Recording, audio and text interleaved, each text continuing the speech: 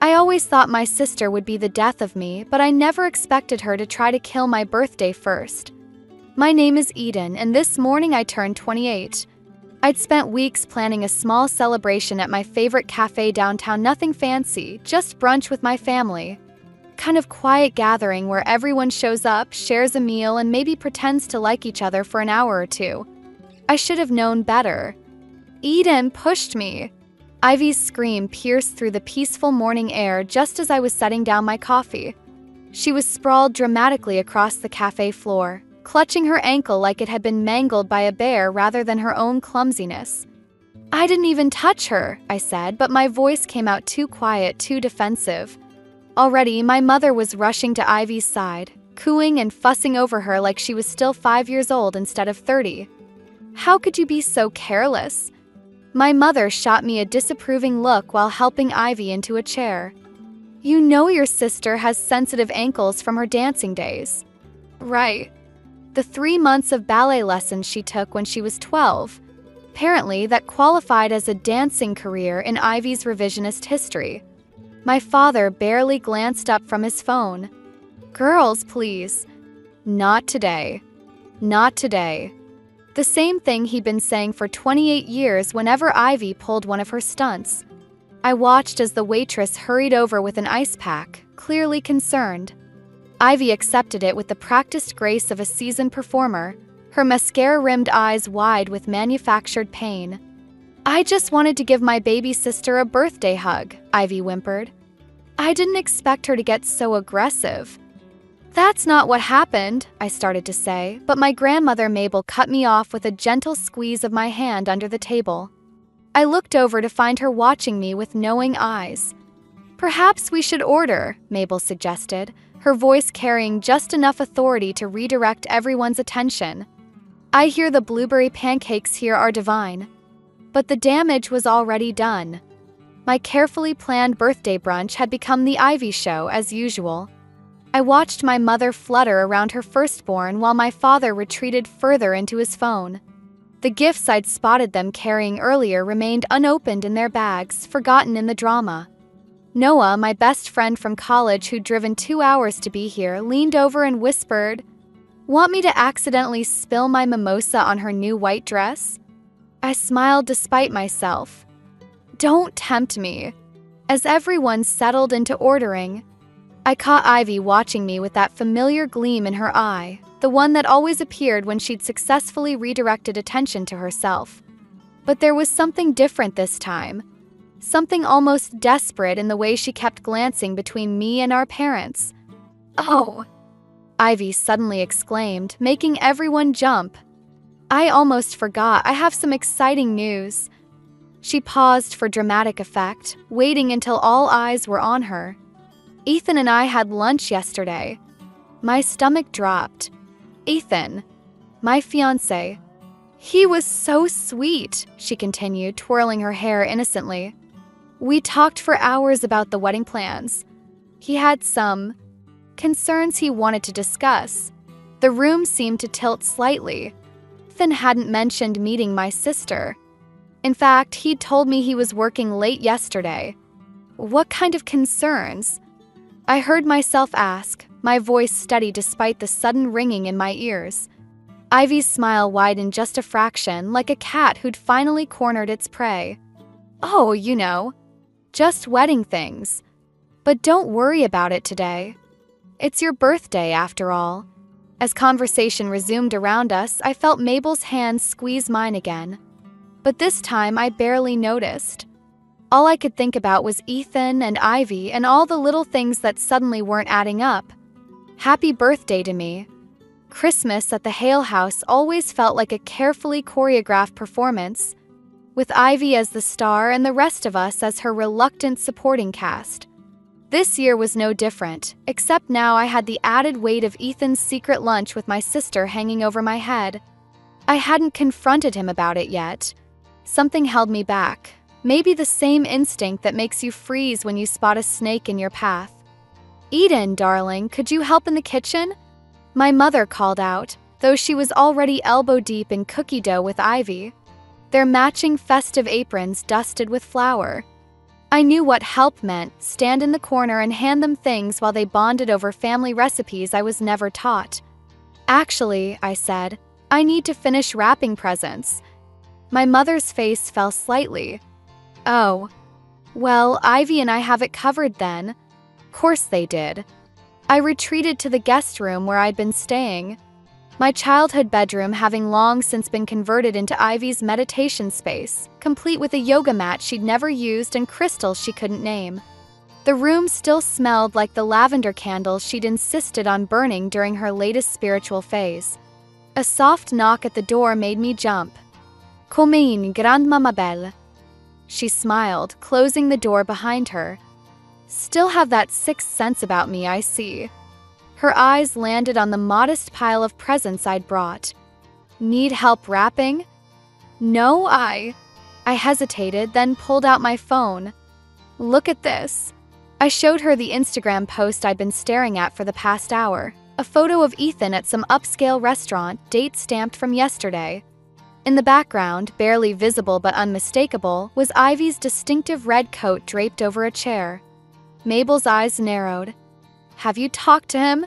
He says he's been working late every night this week. My voice cracked slightly. Christmas shopping, he said.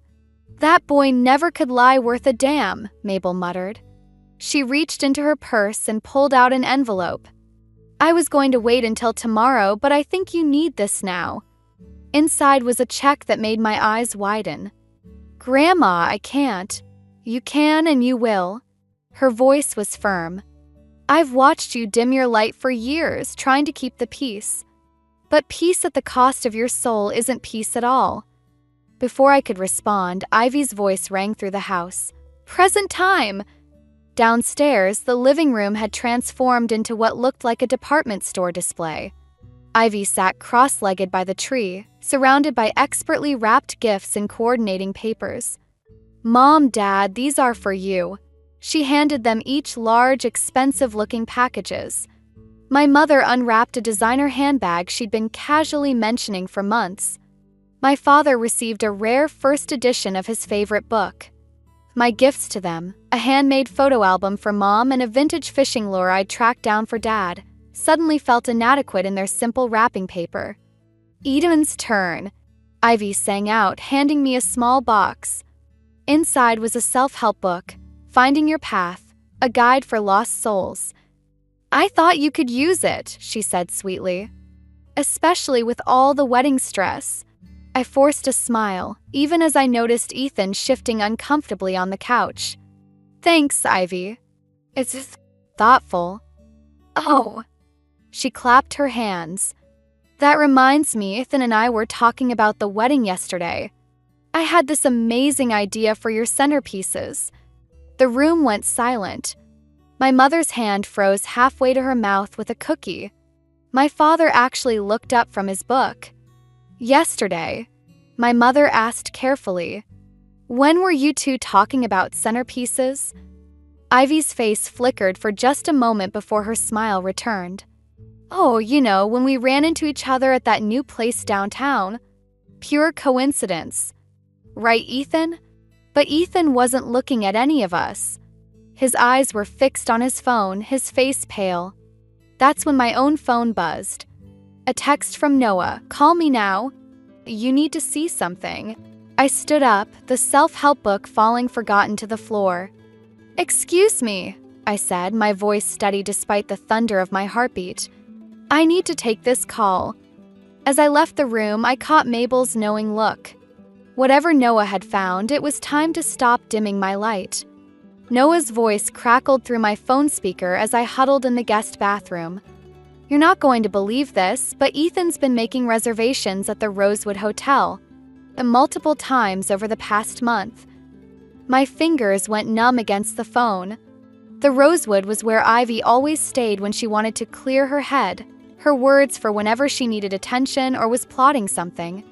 There's more, Noah continued. I have a friend who works there. She says he's been meeting someone. A woman with long red hair. Ivy's signature feature, the one thing about her that our mother never stopped praising.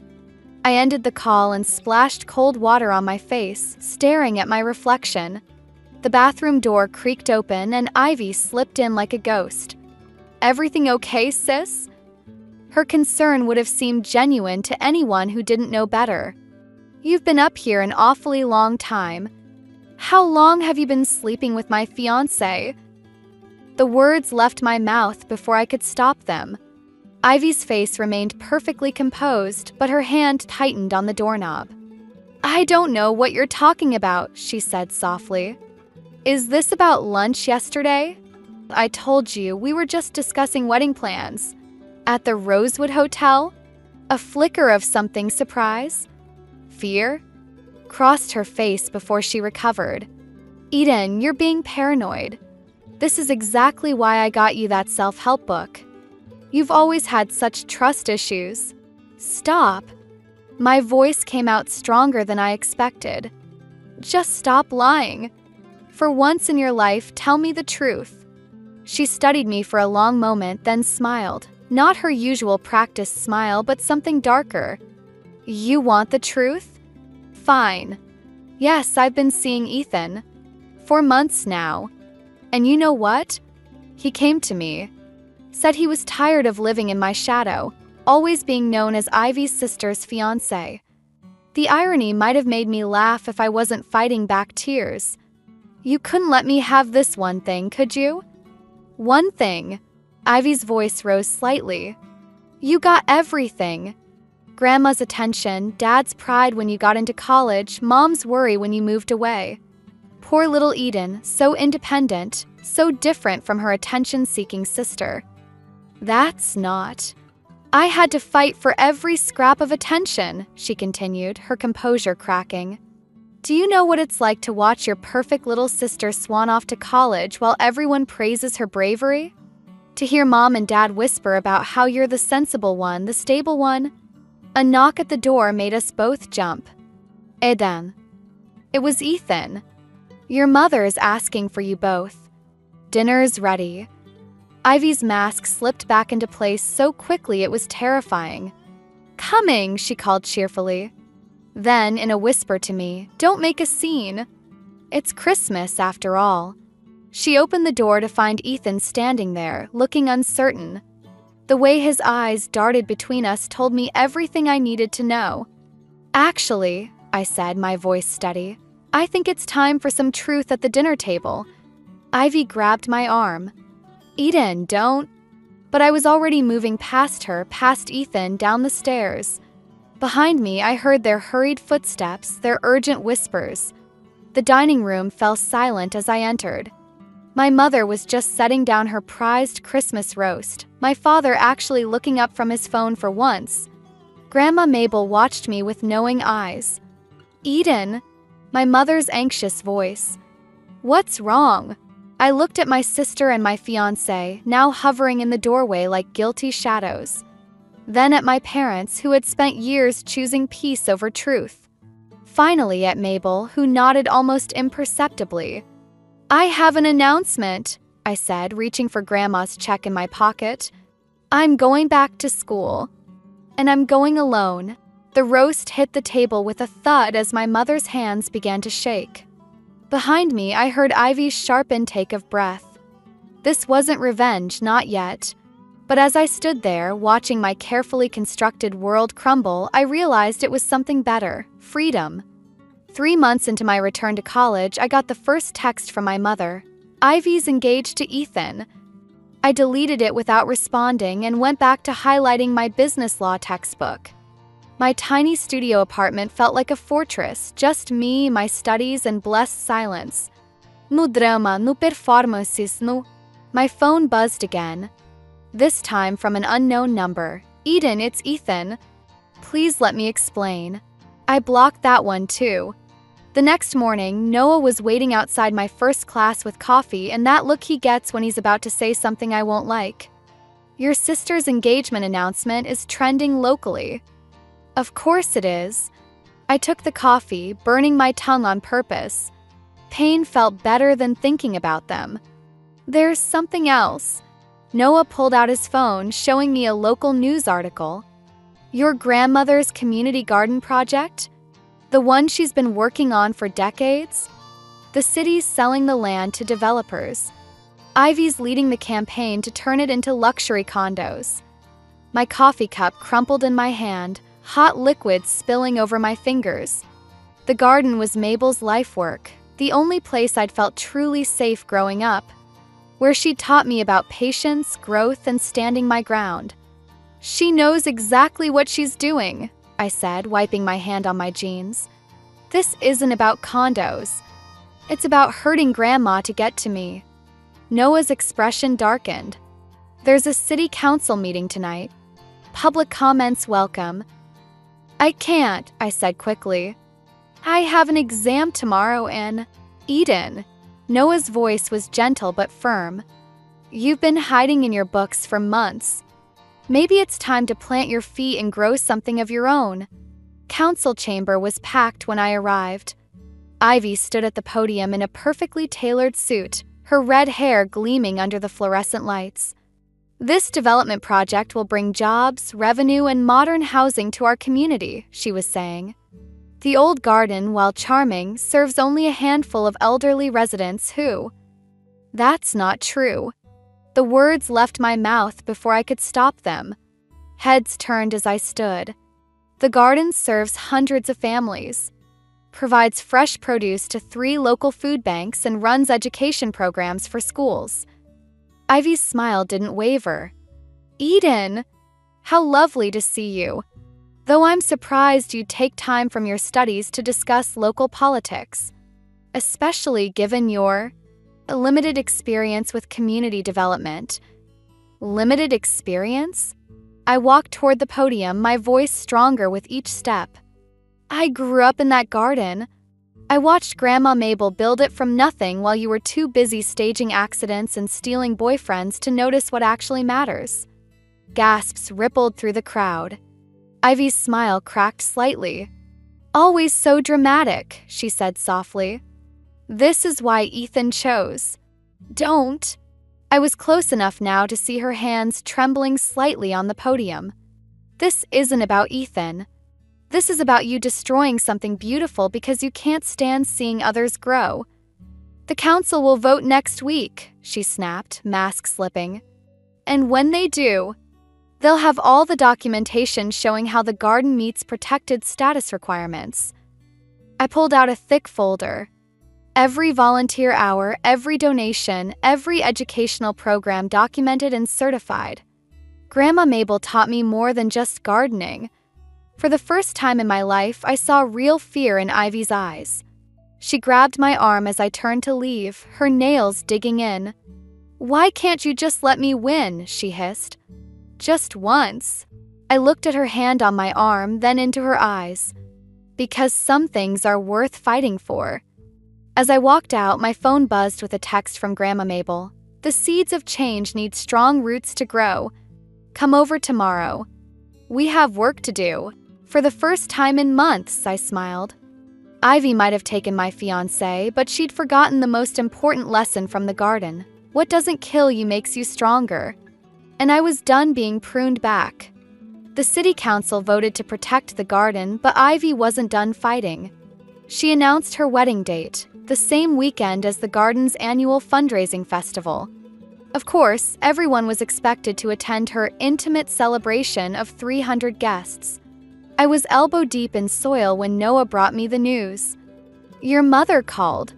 She's crying about family obligations and tradition. The garden festival has been tradition for 40 years, I said, yanking out a particularly stubborn weed. Ivy knows that. She's telling people you're trying. Noah handed me a water bottle. Your mom wants you to help with the wedding. Says it might be the last chance to repair the family. I laughed, but it came out hollow. Repair what? The family was never whole to begin with. Later that evening, I found Grandma Mabel sitting on her porch, looking older than I'd ever seen her. The hospital called, she said without preamble. The tests came back. 6 months, maybe less. The world tilted sideways. No. There must be. Eden. Her voice was firm. I need you to listen carefully. The garden isn't just plants and soil. It's hope, community, something bigger than ourselves. She pressed a folder into my hands. These papers need your signature. I'm making you the legal guardian of the garden trust. But Ivy, we'll fight it. Of course she will. Mabel's eyes sparkled with their old fire. That's why we're not telling her. Not yet. My phone buzzed Ivy's number. Against my better judgment, I answered. Finally. Her voice dripped honey. Listen, I've been thinking. You should be my maid of honor. I nearly dropped the phone. What? It's perfect. Show everyone we've moved past all that unpleasantness. Plus, Mother's absolutely beside herself with worry about the family image. The family image, I repeated. You mean like how it'll look when you marry my ex-fiancé on the same day as Grandma's festival? Oh, that old thing? She laughed lightly. Eden, be reasonable. It's just gardening. This is my wedding. Besides, Grandma's not exactly. She paused delicately. Well, let's just say we should focus on the future, not the past. Ice filled my veins. What do you know about Grandma? Nothing official, she said quickly. Just whispers. Hospital visits. You know how people talk? I looked at Mabel, who was watching me with knowing eyes. Ivy had known. She'd planned her wedding deliberately, knowing Grandma might not have another festival. You really want me there? I asked, my voice steady. Of course. We're sisters, after all. Then I accept. Noah, who'd been listening, stared at me in shock. Mabel simply nodded. After ending the call, I opened the folder she'd given me. Inside was not only the garden trust paperwork, but also documentation of every manipulation, every lie, every scheme Ivy had orchestrated over the years, carefully collected and annotated by my grandmother. I've spent years gardening, Mabel said quietly. You learn that sometimes to save right up until pruning season. I thought of Ivy's smug voice, of Ethan's betrayal, of my mother's tears, of 40 years of tradition about to be bulldozed by my sister's ego. The wedding's in 3 weeks, I said. Mabel smiled. Plenty of time for things to bloom. Or wilt. That night, I sat at my small desk and made 2 lists. One for the garden festival vendors, volunteers, publicity. The other for Ivy's wedding dress fittings, bridal showers, speeches. My phone lit up with a text from Ethan. Thank you for being mature about this. Ivy was right, you're taking it better than expected. I didn't respond. Instead, I opened my laptop and began typing. Press release. Historic Community Garden announces record-breaking festival plans, honoring founder's legacy. Let them think I was taking it well. After all, every gardener knows. The most dangerous plants are the ones you don't see coming until it's too late. The morning of Ivy's wedding dawned bright and clear, perfect weather for both a wedding and a garden festival. I stood in the bridal suite, watching my sister twirl in her white dress, when my phone buzzed with an alert from the garden security system. Someone's been through the greenhouse, Noah texted. Files missing. Trust paperwork gone. My hands went cold, but I kept my face neutral as Ivy approached. Zip me up, sister dear. As I pulled up her zipper, I noticed something familiar on her phone screen. A photo of Grandma's desk drawer, slightly open, papers visible. Looking for something? I asked quietly. Ivy's eyes met mine in the mirror. I had to know what she was planning. Imagine my surprise when I found out my perfect little sister was about to inherit everything. She turned, her smile sharp. But don't worry. I fixed it. What did you do? Let's just say certain papers might suggest financial mismanagement of the garden trust. Poor Grandma, getting so forgetful in her old age. Good thing I found evidence of her confusion before she made any legally binding decisions. My mother burst in before I could respond, fussing with Ivy's veil. Everything needs to be perfect today. Eden, please tell me you've handled the garden situation? Actually, Ivy said sweetly, I just heard the festival's been canceled. Something about missing permits and questionable bookkeeping. I grabbed my phone, seeing dozens of missed calls. The local news was already running the story. Historic Community Garden Festival canceled amid financial investigation. I have to go, I said, heading for the door. Leave now and you're no longer my sister, my mother called after me. Family comes first, Eden. Always. I stopped, hand on the doorknob. That's funny. I don't remember family coming first when Ivy stole my fiancé, or when she scheduled her wedding to destroy Grandma's legacy. Don't be dramatic, Ivy sighed. Besides, Ethan was never really yours. He just felt sorry for you. We've been together since before he proposed to you. The room went silent. Even our mother looked shocked. What did you just say? I turned slowly. Oh, please. Those business trips? The late meetings? Ivy laughed. He was with me. Always has been. The engagement to you was just convenient. Kept the family happy while we figured things out. I looked at my mother, who was suddenly very interested in adjusting Ivy's train. You knew. Her silence was answer enough. I walked out, ignoring their calls. In the hallway, I ran straight into Ethan. Eden, wait! He reached for my arm. Don't. My voice was ice. How long? He at least had the decency to look ashamed. It wasn't planned. It just happened. For 3 years. His silence confirmed it. Our entire relationship had been a lie. Side reporters were already gathering at the garden gates. I could see Grandma Mabel trying to speak to them, looking frail under the harsh camera lights. My phone buzzed again. Noah, your grandmother's collapsed. Ambulance coming.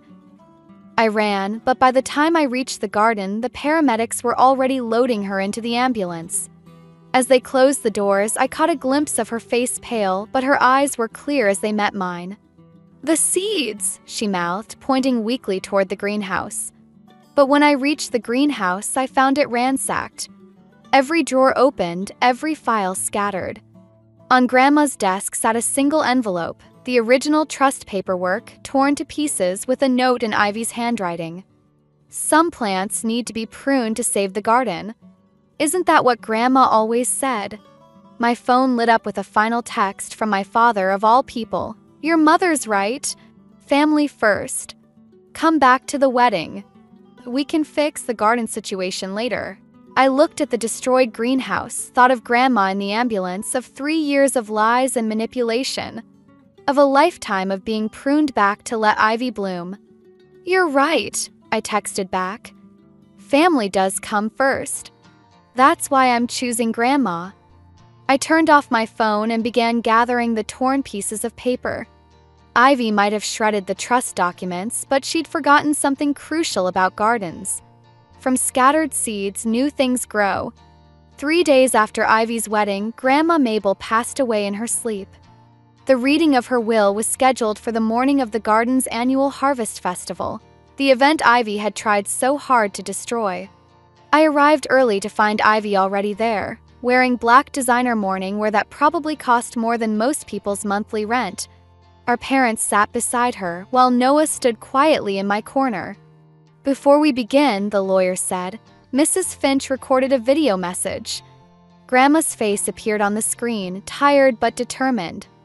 My garden has always been about growth, not just of plants, but of people. Some grow straight and true, while others... Her eyes seemed to look directly at Ivy, twist themselves into shapes that block others' light. Ivy shifted uncomfortably. To my granddaughter Eden, Grandma continued, I leave the entire garden trust with one condition. It must remain a community space open to all, even those who tried to destroy it.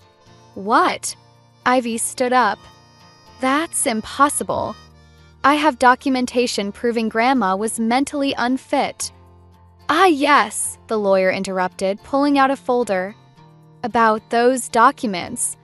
We have security footage showing you breaking into the greenhouse to plant falsified papers. Mrs. Finch was quite thorough in protecting her legacy. Color drained from Ivy's face. Mother, father, you can't let this happen. The development deal. The deal you made to sell the garden? I asked quietly. The one that would have paid for your new house with Ethan? I found the contracts in the greenhouse. Our mother gasped. Our father finally looked up from his phone.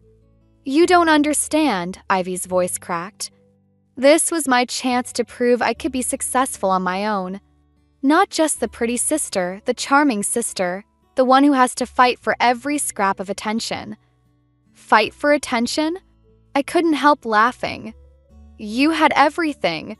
Every birthday, every Christmas, every family dinner was the Ivy show. You even stole my fiancé. Because he was supposed to be mine first. The words exploded from her. He was interested in me before he ever met you. But then you started college and suddenly you were the ambitious one, the smart one. He changed his mind. So I changed it back. Silence fell. Our mother was crying quietly. Mrs. Finch anticipated this discussion, the lawyer said, playing another video clip. Ivy, Grandma's voice filled the room again. I'm leaving you something too. The truth. You've spent so long fighting for attention that you've forgotten how to grow toward the light on your own. The garden will always be open to you, not as an owner, but as someone who needs to learn how to bloom without choking others. Ivy sank back into her chair, face in her hands. There's more, I said, pulling out the restored trust documents. The garden's educational program? It needs a director. Someone good with people, who knows how to command attention and inspire others. I met my sister's eyes. Someone who might find that helping others grow is better than tearing them down. Why would you offer me anything? Ivy whispered. After everything I did? Because Grandma was right. Gardens aren't just about growing plants, they're about growing people. Even the ones who've lost their way. Our parents watched in silence as Ivy stood and walked to the window overlooking the garden, where volunteers were setting up for the Harvest Festival. I don't deserve it, she said finally. No, I agreed. But that's the thing about gardens. They give everyone a chance to start fresh. She turned back, tears streaming down her face. Ethan left, right after the wedding. Said he couldn't trust someone who'd betray their own sister. Karma's a better gardener than I'll ever be, I said, offering her a tissue. Later, as the Harvest Festival began below, I watched Ivy tentatively approach a group of children eager to learn about butterflies and pollination. For the first time in years, her smile wasn't performed, it was real. Think she'll change? Noah asked quietly. I thought of Grandma's words about growth and light. I think she already has. Sometimes the hardest plants to save are the ones that don't realize they're dying. 1 year after Grandma Mabel's passing, I stood in the garden's greenhouse, surrounded by the sweet scent of spring blooms. The morning light filtered through the glass panels, casting rainbow shadows on a framed photo of Grandma tending her beloved roses. The school group is here, Noah called from the doorway. He'd stayed, helping me rebuild not just the garden but myself. These days, his smile felt like sunlight. Outside, 20 elementary school students gathered around Ivy, who was demonstrating how to plant tomato seedlings. Her designer clothes had been replaced by practical gardening wear, her perfectly manicured nails now perpetually rimmed with soil. Remember, she was saying, the strongest plants aren't always the biggest. Sometimes it's the ones that bend with the wind instead of fighting it that survive the storm. Her eyes met briefly. We weren't best friends, probably never would be, but we'd found a different kind of relationship. One built on growth rather than competition. Eden, my mother's voice surprised me. She stood awkwardly by the herb garden, looking out of place in her expensive shoes. Your father and I were thinking about Sunday dinners. I waited, remembering countless family meals spent trying to make myself smaller. We could have them here, she continued. In the garden. if you want. The garden's always open, I said carefully. That's what Grandma wanted. She nodded, then hesitated. I've been seeing someone, a therapist. She's helping me understand things, about choices, about letting one child's light dim to keep another's burning. Before I could respond, a commotion broke out by the vegetable beds. One of the children had accidentally knocked over a tray of seedlings. I watched as Ivy handled it, not with her old dramatic flair, but with gentle patience, showing the crying child how to repot the plants. Some things can't be fixed, I told my mother, but they can be replanted, given new soil, new light. She wiped her eyes. Your grandmother knew, didn't she? That's why she left the garden to you. Not because you were perfect, but because you understood how to help things grow. Even the difficult ones, I agreed, thinking of Ivy's slow transformation from invasive species to nurturing guide. Later that evening, as the sunset painted the greenhouse in amber light, I found an old journal of Grandma's tucked behind some pots. Inside, her familiar handwriting filled the pages with more than gardening notes. Gardens teach us patience, but they also teach us forgiveness. Every plant deserves a chance to grow, even if it starts by growing in the wrong direction. On the last page was a letter dated just before she died. Dear Eden, by now you've learned that some betrayals cut deeper than others, but healing comes in unexpected ways. I didn't leave you the garden because you needed it, I left it because it needed you. Your sister isn't the only one who required pruning. Sometimes the gardener needs to grow too. Love, Grandma. I closed the journal as Noah appeared with 2 cups of tea. The evening class wants to expand the butterfly garden, he said, sitting beside me. Ivy's already drawn up plans. Of course she has. I smiled, watching my sister through the greenhouse windows as she locked up the tool shed. She'd found her own way to shine, teaching others instead of overshadowing them. You know, Noah said carefully, there's still that empty plot by the rose garden. I knew what he was suggesting. The space Grandma had always said would be perfect for a small wedding ceremony. This time, the thought didn't sting. Maybe, I said, sipping my tea. But first, we have spring planting to finish. Sighed, the garden glowed in the fading light, filled with new growth and old memories. Some plants had died, others had thrived, and a few had transformed entirely. Just like family. Just like me. I touched the greenhouse glass, leaving a small handprint next to an old, faded one Grandma's from years ago. Different prints, same garden.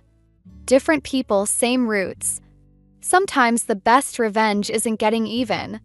It's growing beyond what anyone thought possible and helping others do the same.